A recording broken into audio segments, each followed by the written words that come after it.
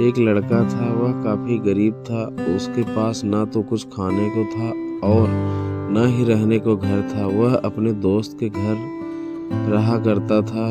उसने एक छोटी सी कंपनी में पैकिंग का काम करना शुरू कर दिया।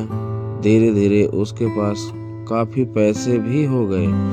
बाद में वह काफ़ी धनी भी हो गया, लेकिन अभी भी उसके अंदर कुछ कमी का एहसास होता था। जब वह छोटा था तभी उसके माता पिता इस दुनिया से चले गए थे।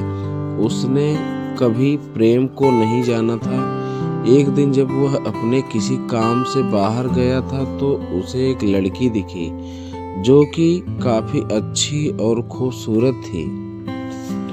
उसको देखते ही इस लड़की को उस लड़के से प्रेम हो गया।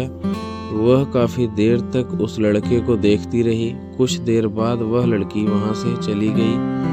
कुछ दिनों तक यह लड़का उस लड़की को खोजता रहा, लेकिन वह लड़की ना मिली। लेकिन नियति ने उस लड़की से इस लड़के को मिला दिया। वह लड़की इस लड़के के घर काम की तलाश में आई थी।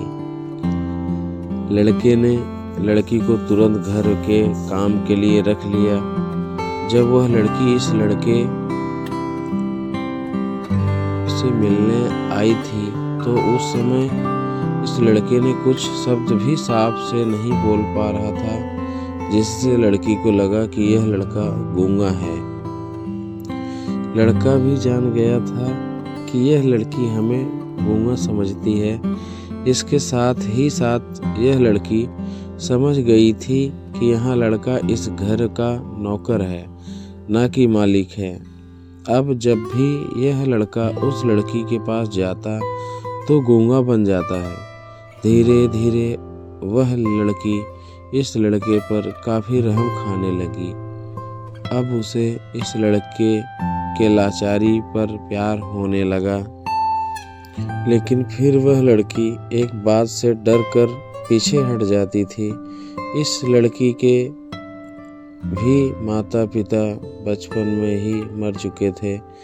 इस लड़की को इसके चाचा ने पाला था और वह चाहता था कि वह जब तक जिंदा रहे यह लड़की उसके खाने और पीने का पैसा दे।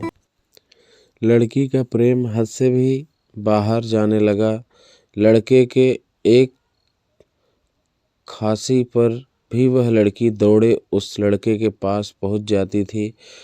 अब लड़का भी समझ गया कि इस लड़की को मुझसे प्रेम हो गया है। लड़का भी बहुत ज़्यादा उस लड़की से प्रेम करता था। उसने पहले लड़की के बारे में सब कुछ पता किया। जब उसे सब पता चल गया तो वह बहुत रोने लगा, क्योंकि उसे गूंगे होने का झूठ बोला था। अब वह दिन रात रोने लगा। लड़की अपने सैलरी में से लड़के की इलाज करवाने को कहती थी। एक दिन सुबह ही उस लड़की को पता चला कि वह लड़का हॉस्पिटल में भर्ती है। वह दौड़ते हुए जब हॉस्पिटल में पहुंची तो उसने देखा कि लड़का बेड पर बेहोश पड़ा है। उसके आसपास काफ़ी मशीन लगी हुई थी। जब लड़की डॉक्टर के पास पहुंची तो वहां पर डॉक्टर ने उसे बताया कि लड़का अब बोल नहीं सकता। उसने अपनी जीभ को काटने की कोशिश की है। इसके साथ ही उस डॉक्टर ने उस लड़की को एक पत्र दिया। उस पत्र में लिखा था, मैं काफ़ी धनी लड़का हूँ।